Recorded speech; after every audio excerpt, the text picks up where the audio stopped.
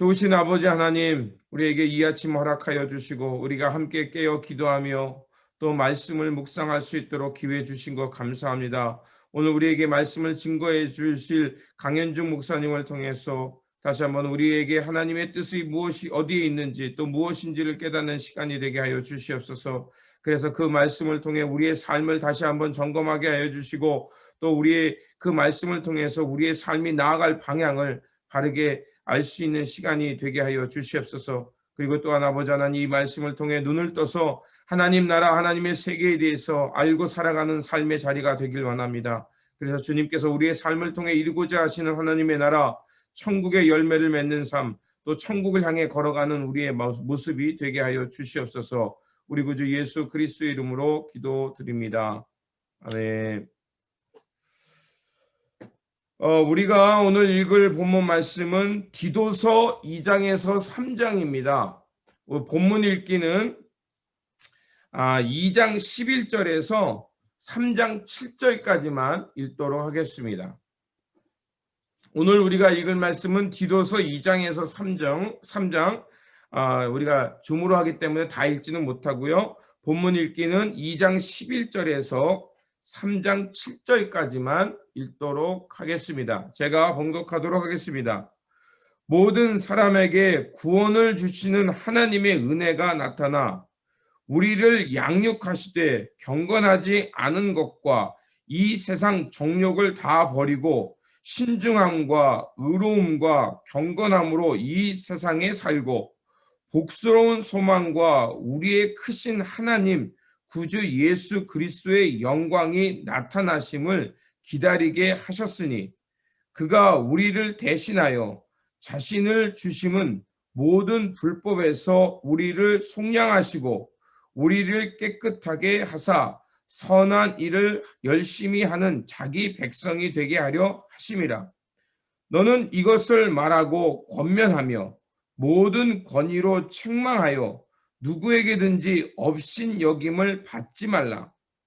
너는 그들로 하여금 통치자들과 권세 잡은 자들에게 복종하며 순종하며 모든 선한 일 행하기를 준비하게 하며 아무도 비방하지 말며 다투지 말며 관용하며 범사의 온유함을 모든 사람에게 나타낼 것을 기억하게 하라.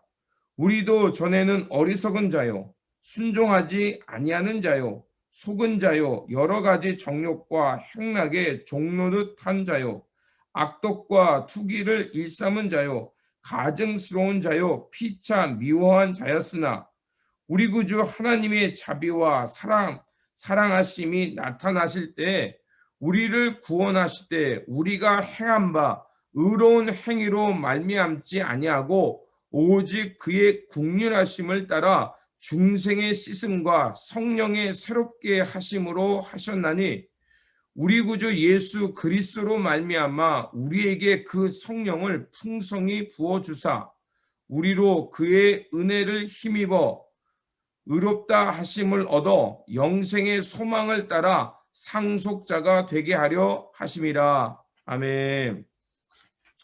오늘 우리에게 말씀을 증거해 주실 목사님은 강현중 목사님이십니다. 강현중 목사님께서는 토렌스에 있는 연합감리교회를 섬기고 계시고 있습니다. 우리 목사님이 말씀 증거해 주실 때 많은 은혜 받으시기를 부탁을 드립니다. 안녕하세요. 토렌스 연합감리교회 강현중 목사입니다. 오늘의 이 시간이 진리의 영이 함께 하시는 은혜의 시간 되시기를 바랍니다. 오늘 디도서 본문 말씀의 배경은 사도 바울이 헬라인 개종자 디도와 함께 전도를 하다가 디도를 그레데 섬에서 사역하게 했습니다. 그런데 당시 그레데 섬의 교회 안에는 영지주의가 깊숙이 침투해 있어서 복음의 참 진리를 전하는 데 어려움이 있었어요.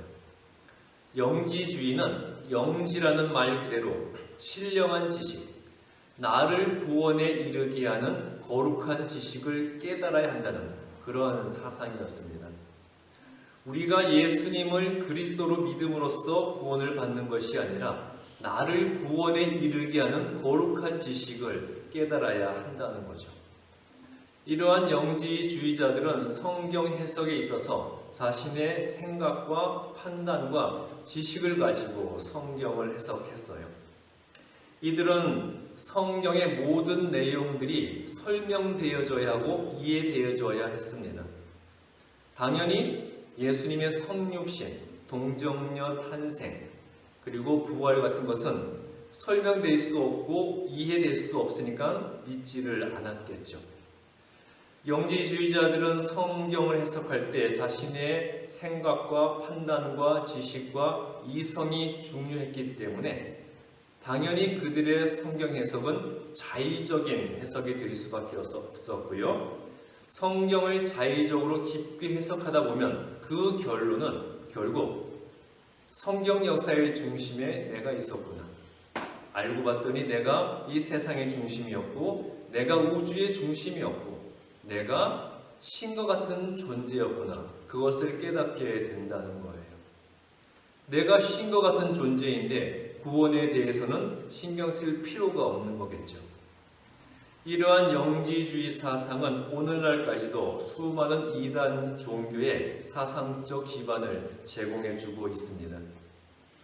그레데 섬의 교회 안에 이러한 영지주의가 널리 퍼져 있으니까 디도가 사역을 할 때 어려움이 많을 수밖에 없었겠죠. 그래서 바울은 디도에게 편지를 써서 그리스도 예수의 참된 진리의 힘으로 이단과 거짓된 가르침을 이기고 생명의 복음을 전하라고 권면을 하는 거예요.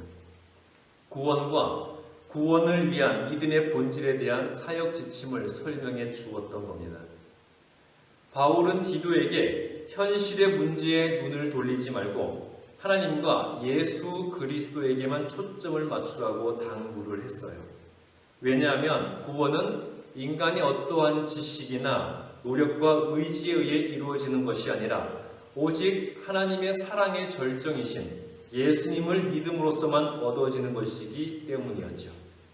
그러므로 오직 진리의 반석 위에 서서 진리만을 붙잡고 진리만을 선포하라고 했습니다. 디도서 2장 11절과 3장 4절은 같은 내용을 이야기하고 있습니다. 모든 사람에게 구원을 주시고자 하는 하나님의 은혜가 죄인된 인간을 향한 자비와 사랑의 모습으로 이 세상에 나타나셨다는 거예요. 이것이 누구일까요? 바로 예수 그리스도입니다. 죄인된 인간을 위한 하나님의 자비와 사랑이 사람의 눈에 보이는 현신으로 드러나는 것이 바로 예수 그리스도라는 거죠. 그런데 하늘 보좌에 있던 예수님이 죄인된 인간의 몸을 입고 종이 되어 이 세상에 오신 것은 예수님의 입장에서는 상상하기 힘든 고통이자 시련이었어요. 그럼에도 불구하고 예수님은 죄인의 구원을 위해서 그 고통과 시련을 자청하여 이 세상에 오셨고 그것이 바로 크리스마스입니다. 여기서 성탄, 크리스마스를 대하는 우리의 자세가 어떠해야 하는가 그것을 발견해야 합니다. 나를 위해 자신의 모든 것을 버리고 이 땅에 오신 예수님의 고통을 생각하면 우리는 슬퍼하고 애통해야 하고 예수님 앞에서 몸둘 바를 몰라 해야 되는 거예요. 예수님, 내가 무엇이간데, 내가 누구이길래 예수님께서 나를 위해 그 고통을 겪으셔야 합니까? 이렇게 몸둘 바를 몰라 해야 하는 게 당연한 거죠. 그런데 이러한 크리스마스 절기를 보내는 우리의 모습은 어떻습니까? 예수님의 그 사랑과 희생 앞에 옷깃을 여미며 감사해하고 고마워하며 몸둘 바를 몰라 해야 할 우리가 이 성탄절을 어떻게 보내고 있냐는 거죠. 이 성탄절에 우리끼리 선물 주고받으며 기뻐하고 즐거워하는 것이 도대체 무슨 의미가 있는 것일까요? 또 크리스마스에 다들 여행들 많이 가시잖아요. 크리스마스에 여행 가는 것이 크리스마스와 무슨 상관이 있습니까? 예수님의 탄생을 경배하기 위해 먼 길을 왔던 동방박사의 여정에 참여하고자 하는 그런 마음 때문일까요? 또 크리스마스에 동료들, 친구들 만나 밤새 술을 마시는 것은 왜일까요? 이 땅에 죄인으로 오셔서 고통을 겪으셨던 예수님의 고통만 생각하면 내가 너무 마음이 아파서 술이 아니고서는 그 아픔과 고통을 이길 수가 없어서 우리가 술을 마시는 걸까요? 크리스마스 이브에는 애인을 만나서 꼭 시간을 함께 보내야 하기에 크리스마스 절기가 1년 중 호텔과 모텔과 같은 숙박업소 잡기가 가장 어려운 시기가 되었어요. 그 결과 어떤 일이 발생하게 되죠? 한 해 중 미혼모가 가장 많이 생기고 버려지는 아기들이 가장 많이 생기는 시기가 크리스마스로부터 9개월, 10개월 후에 9월달, 10월달입니다. 왜 이런 일들을 우리가 행해야 되는 걸까요? 처녀의 몸으로 아기를 낳았던 마리아의 고통을 나도 느끼고 그 고통에 동참하기 위해서일까요? 지금 우리가 크리스마스 절기에 행하는 일들은 정작 이 땅에 오신 예수님과는 아무런 관계가 없습니다. 사도 바울은 예수님이 이 땅에 오심으로 어떤 일이 일어났고 그로 인해 예수님을 그리스도로 믿는 자들이 어떤 권세를 얻게 되었는지를 설명함으로써 예수님의 성육신의 은혜를 누리게 된 자들이 살아가야 할 삶의 모습을 설명하고 있습니다. 먼저 예수님이 오심으로 이 땅에 어떤 일이 일어났을까요? 첫 번째로 디도서 2장 12절은 이 땅에 오신 예수님이 죄인인 우리를 양육하셔서 세상에 경건하지 못한 정욕을 다 버리고 신중함과 의로움과 경건함으로 살게 했다고 말씀하고 있습니다. 여기서 신중함은 자기 자신과의 관계에서 내면의 욕망을 억제하고 다스린다는 것이고요. 의로움은 타인과의 관계에서 공정하고 진실하게 행동하는 것을 말합니다. 그리고 경건함은 하나님과의 관계에서 하나님을 경외하여 말씀대로 순종하는 삶을 의미하고 있습니다. 이 땅에 오신 예수님이 우리로 하여금 신중하고 의롭고 경건한 하나님의 사람이 되도록 하셨다는 거죠. 두 번째로 2장 14절에서 이 땅에 오신 예수님은 불법에서 우리를 속량하시고 우리를 깨끗하게 하여 선한 일을 열심히 하는 자기 백성이 되게 하셨다고 말씀하십니다. 예수님이 우리 죄에 대한 대가를 대신 치르시고 우리를 깨끗하게 하셨다는 거예요. 우리가 깨끗하여졌다는 것은 무엇을 전제로 하고 있는 말일까요? 우리가 깨끗하여졌다. 이 말은 우리가 전에는 더러웠다는 거죠. 이렇게 더러웠던 우리를 예수님이 깨끗하게 해주셔서 하나님의 백성에 합당한 자로 만들어 주셨기에 하나님의 백성답게 하나님의 뜻과 말씀대로 순종하며 예수님을 따르는 삶을 살게 하셨습니다. 이와 같이 이 땅에 오신 예수님은 예수님을 그리스도로 믿어 구원받은 자들의 삶의 모습이 바뀌게 하셔서 그들의 신분이 죄인에서 하나님의 백성으로 변화되게 하셨습니다. 그렇다면 예수님을 그리스도로 믿어 하나님의 백성으로 변화된 자들에게 어떤 권세가 주어졌을까요? 디도서 3장 7절은 우리가 예수님의 은혜로 의롭다 하심을 얻게 되었다고 말씀하고 있어요. 우리가 의롭다 하심을 얻게 되었다는 것. 이 말은 죄인된 우리가 의로운 사람이 되었다는 것이 아니라 여전히 우리는 의롭지 못하지만 예수님이 의롭다고 인정해 주신다는 거예요. 여전히 우리는 죄인이지만 예수님이 우리를 의롭다고 칭하여 주시고 의롭다고 불러주신다는 거죠. 곧 칭의, justification, 그것을 의미하고 있습니다. 우리는 의로워질 수 없는 죄인이지만 예수님이 우리의 죄값을 대신 치루어 주셨기에 그 은혜로 인해 의로운 자로 인정해 주신다는 거예요. 이렇게 의롭지 않은 죄인을 의롭다고 인정해 주시는 것만 해도 감당 못할 은혜인데 예수님은 우리가 죄인된 우리가 더 이상 종이 아니라 예수 그리스도와 함께 하나님의 상속자가 되게 해주셨다고 말씀을 합니다. 예수님은 하나님의 아들로서 하나님의 상속자이죠. 그런데 그 예수님으로 인해 죄의 사함을 받은 우리도 하나님의 자녀가 되었습니다. 우리가 하나님의 자녀가 됨으로써 우리도 하나님의 상속자가 되었어요. 예수님도 하나님의 상속자이고 우리도 하나님의 상속자라면 예수님과 우리 사이에 어떤 관계가 형성되는 거죠? 바로 형제 관계가 형성되게 되었습니다. 그래서 히브리서 2장 11절에서 죄인을 거룩하게 해주신 분과 그로 인해 거룩함을 입은 자들이 다 한 근원에서 났기에 예수님이 우리를 형제로 불러주신다고 말씀을 하셨어요. 죄인을 거룩하게 해주신 분 누구죠? 예수님입니다. 그로 인해 거룩함을 입은 자들 우리죠. 이들이 다 한 근원에서 났다고 했는데 이 한 근원은 하나님을 말씀하고 있습니다.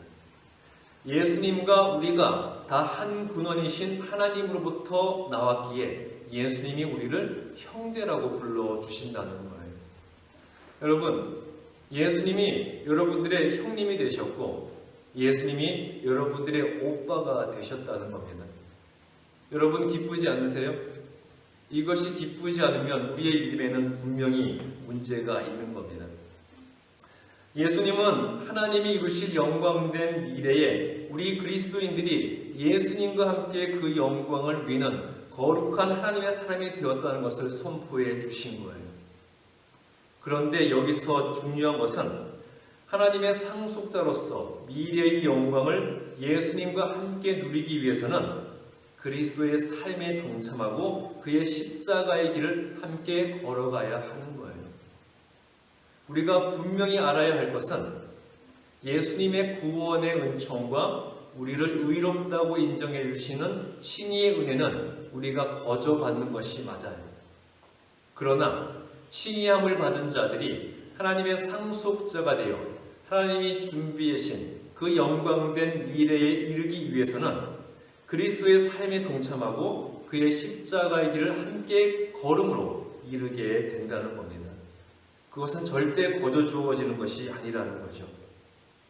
그런데 사실 우리는 예수님이 이루신 열매만 취하려고 하고 열매를 얻기 위한 고난의 과정은 겪으려고 하지를 않잖아요. 단 것만 삼키려고 하고 쓴 것은 뱉어버린다는 거죠.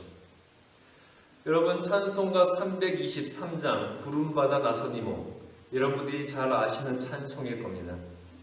이 찬송가 323장의 3절이 이렇게 시작을 합니다. 존귀 영광 모든 권세 주님 홀로 받으소서 멸시천대 십자가는 제가 지고 가오리다. 우리가 찬송은 이렇게 하는데 실제 우리의 삶의 모습은 존귀 영광 모든 권세 내가 홀로 받겠사오니 멸시천대 십자가는 주님이 지고 가십시오. 이것이 우리의 솔직한 신앙의 모습 아닙니까? 여러분, 우리가 예수님의 삶에 동참하지 않고 그리스도의 삶에 동참하지 않고 예수님의 십자가의 길을 함께 걸어가지 않으면 하나님의 영광된 미래에 이르는 것은 결코 우리에게 거저 주어지지 않습니다.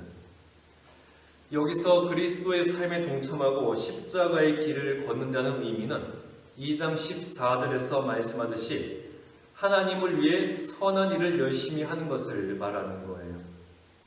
물론 구원의 은총은 3장 5절 말씀처럼 우리의 선행으로 받는 것이 아니라 예수님을 그리스도로 믿는 믿음으로서만 받는 것이 분명합니다.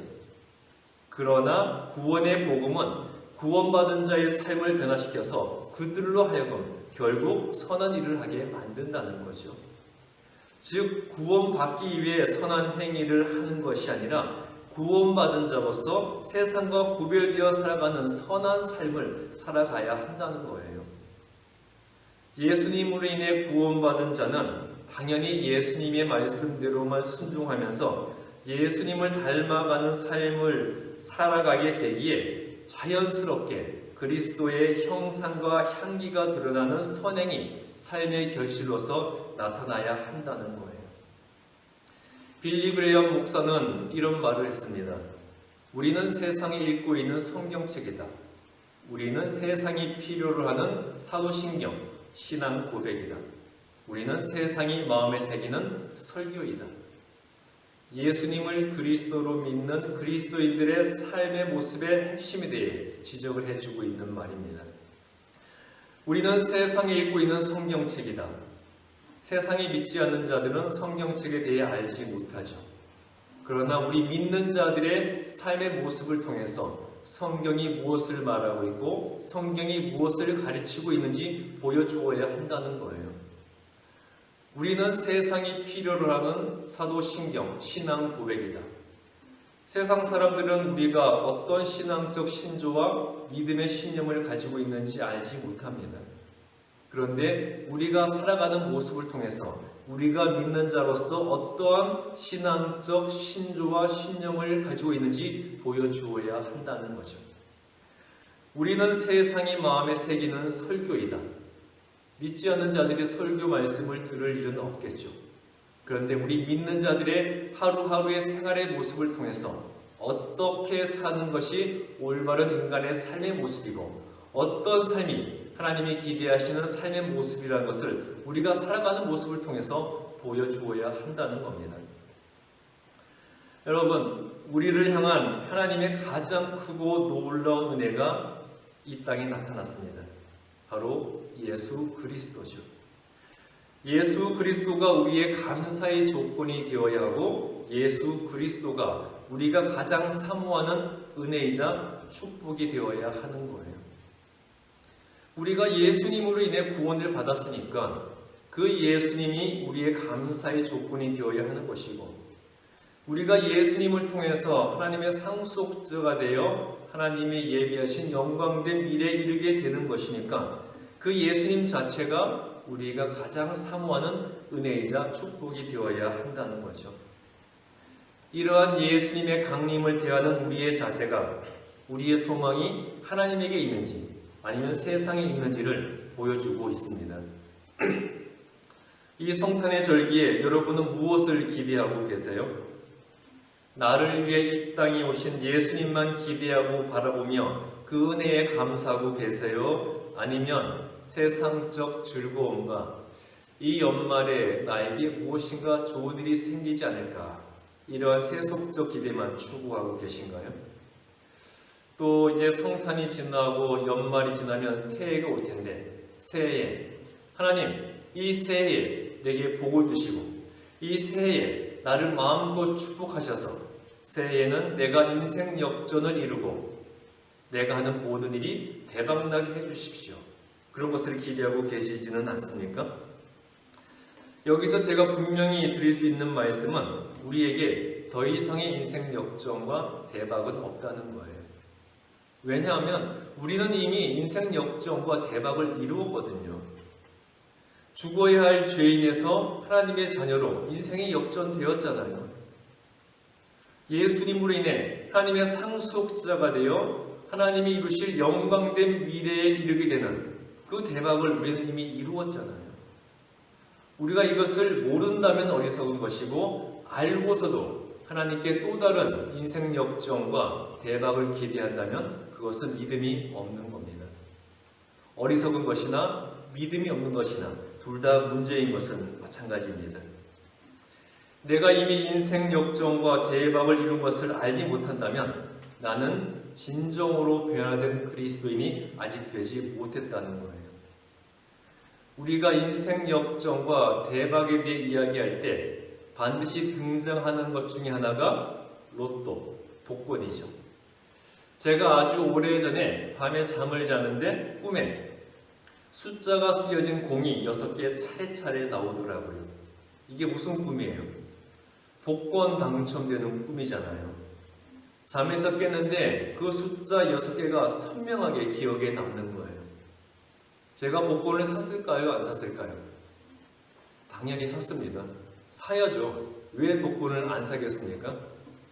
목사가 무슨 복권을 사느냐고 하신다면 이 일은 목사가 되기 오래전의 일이라고 저는 합리화를 하겠습니다. 복권을 샀습니다. 그런데 당첨이 됐을까요? 되지 않았을까요? 당첨이 되었으면 제가 지금 목회를 하고 있지 않겠죠. 그 돈을 펑펑 쓰면서 화려한 밤 생활을 즐기고 주지 육림의 세계에 빠져 있었을 거예요. 그런데 복권에 당첨되지 않았기에 저는 주지 육림의 세계에 빠져 있지 않고 지금 복음을 전하는 목사가 되었습니다. 그렇다면 제게 있어서 복권에 당첨되지 않은 것이 오히려 은혜라는 거잖아요. 여러분, 복권 당첨되는 것이 인생 역전이고 은혜가 아닙니다. 사람들이 복권에 당첨되면 많은 것을 바꿉니다. 차를 바꾸고 집을 바꾸고. 그런데 복권 당첨자들이 가장 많이 바꾸는 것이 무엇일까요? 바로 아내와 남편, 배우자를 제일 먼저 바꿔 치워버립니다. 그런데 여러분, 남편 아내 바꿔 치워봐야 다 그놈입니다. 복권 당첨자의 삶을 조사한 결과 오히려 복권 당첨 전보다 더 불행한 사람이 훨씬 많다는 그런 통계도 나와 있잖아요. 여러분, 세상에 소망을 두지 마세요. 하나님의 은혜를 세속적 기준으로 판단하지도 마십시오. 이 성탄의 절기에 예수님이 나의 은혜이고 예수님이 나의 축복이고 예수님이 내가 감사해야 할 이유라는 것을 깨달으셔야 합니다. 그리고 진정으로 예수님께 감사한다면 나를 구원하기 위해 자신의 모든 것을 버리고 내려놓으신 예수님의 삶에 동참하십시오. 예수님의 성육신은 신앙의 실천적인 면을 강조하고 있어요. 예수님은 말로만 사람을 사랑하지 않으셨고 말로만 죄인들의 고통을 함께한다고 하시지 않았습니다. 죄악된 세상과 죽어가는 사람들을 보며 가슴 아파하시는 그 하나님의 마음을 헤아리면서 세상을 구원하시고자 하는 하나님의 뜻에 순종해서 자기 스스로 종이 되어 이 세상에 오셨습니다. 그러한 크리스마스에 우리끼리 선물 주고받으면서 각종 세상적 기쁨과 즐거움만을 추구할 것이 아니라 크리스마스가 이 땅의 가장 낮은 자의 모습으로 오신 예수님의 사랑과 희생을 기리고 실천하는 그런 절기가 되어야 하겠습니다. 그리고 이러한 정신의 건강한 믿음을 크리스마스뿐만 아니라 날마다의 삶에서 우리가 실천할 수 있어야 되겠습니다. 그렇게 할 때 우리는 예수님의 형제가 되어 예수님과 함께 하나님의 상속자가 될 수 있을 것입니다. 우리가 이 크리스마스 절기에 나를 위해 이 땅에 오신 예수님께 감사하고 감사하신 예수님의 은혜에 보답하고자 그리스도의 삶에 동참하시고 예수님의 십자가의 길을 함께 걸음으로써 하나님이 예비하신 그 영광된 미래에 이르는 여러분들 모두가 되시기를 주님의 이름으로 축복합니다. 많은 은혜가 됐으리라 믿습니다. 우리 강사님의 입술을 통해서 우리에게 전해주신 하나님 나라의 상속자, 그리고 우리가 하나님의 긍휼하심 속에서 하나님의 자녀가 되고 하나님 나라의 상속자가 된 것처럼 이제 우리도 하나님 나라의 그 신분에 맞게 의롭고 신중하고 경건하게 살아갈 수 있도록 우리 함께 잠시 소리내어 기도했으면 좋겠습니다. 좋으신 아버지 하나님, 우리에게 복음을 통하여서 하나님 나라의 기쁨을 알게 하여 주시고 하나님 나라의 백성의 모습이 무엇인지 또 하나님의 뜻이 어디에 있는가를 알고 살게 하신 거 감사합니다. 저희들이 하나님의 놀라운 은총 속에서 새 사람 되었고 성령의 인도하심 속에서 거듭나 새 사람이 될 수 있는 기회를 얻었습니다. 그러하오니 하나님의 무한한 긍휼과 자비를 입은 자답게 이제 아버지 하나님 이 땅에서 겸손히 하나님 나라의 신실한 종으로 하나님 나라의 상속자로 살게 하여 주시옵소서. 나의 의와 나의 경건과 나의 자랑을 향해 살지 않게 하여 주시고 오직 하나님 나라의 영광과 예수 그리스도의 이름이 높아짐과 하나님의 이름을 너무 영화롭게 하며 우리의 삶은 하나님의 뜻과 하나님의 사랑과 하나님의 진리를 전하는 증거자로 또 이정표로 하나님 나라의 모형으로 살아가는 우리의 모습이 되게 하여 주시옵소서. 주여 결단코 세속적인 것을 구하지 않게 하여 주시옵소서. 세상의 중심에 하나님이 있음을 고백하게 하여 주시옵소서. 그래서 오직 진리의 말씀을 추구하며 우리 주 예수 그리스도의 영광을 드러내는 그 믿음의 구원, 믿음의 상속자, 하나님 나라의 상속자, 하나님 나라의 이름을 영화롭게 하는 그 믿음의 참 신실한 종되어 살게 하여 주시옵소서. 우리 구주 예수 그리스도의 이름으로 기도드립니다. 아멘. 오늘 우리에게 주신 말씀 가지고 우리 함께 기도하시고요. 우리가 하나님의 놀라운 은혜를 입은 자답게 의롭고 신중하고 경건한 사람으로서 하나님 나라를 살아가는 삶이 될 수 있도록 여러분 계속해서 기도하시기 바랍니다. 그리고 우리 사라 권사님께서 우리 쉘터에 가셨다가 좀 넘어지셨어요. 그래서 눈이 좀 크게 다치셨는데 지금 많이 나았습니다. 예, 많이 나으셨습니다. 걱정하지 마시고요. 오늘 병원에 가셔서 이제 의사를 다시 만난다고 합니다. 예, 그러니까 여러분 결과가 좋을 수 있도록 여러분 또 생각나실 때마다 기도해 주시기를 부탁을 드립니다. 그리고 오늘도 다시 한번 주님의 은혜 가운데 평안하시고 우리 말씀 기억하면서 신중하고 의롭고 경건하게 살아가는 한날이 되시기를 주님의 이름으로 부탁드립니다.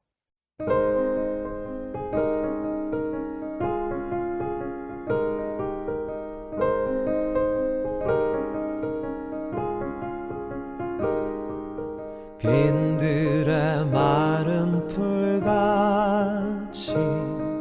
시들은 나의 영혼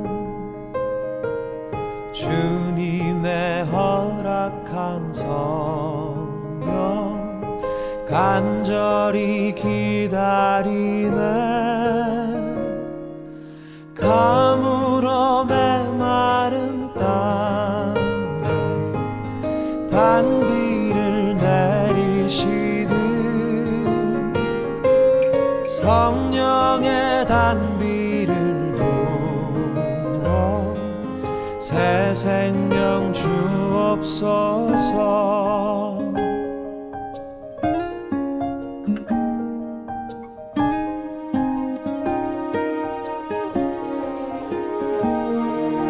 반가운 빗소리 들려 산천이 춤을 추네 봄비로 내리는 성령 내게도 주옵소서 가물어 메마른 땅에 단비를 내리시듯 성령의 단비를 부어 새 생명 주옵소서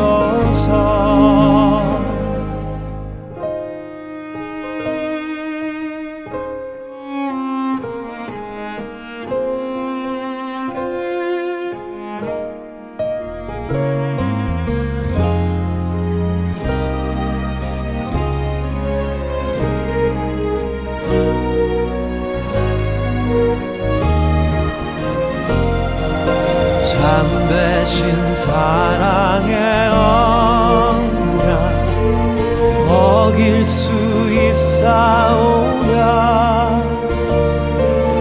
오늘의 흡족한 은혜 주실 줄 믿습니다 가물어 메마른 땅에 단비를 내리시듯 성령의 단비를 부어 새 생명 주옵소서 가물어 메마른 땅에 단비를 내리시듯 성령의 단비를 부어 새 생명 주옵소서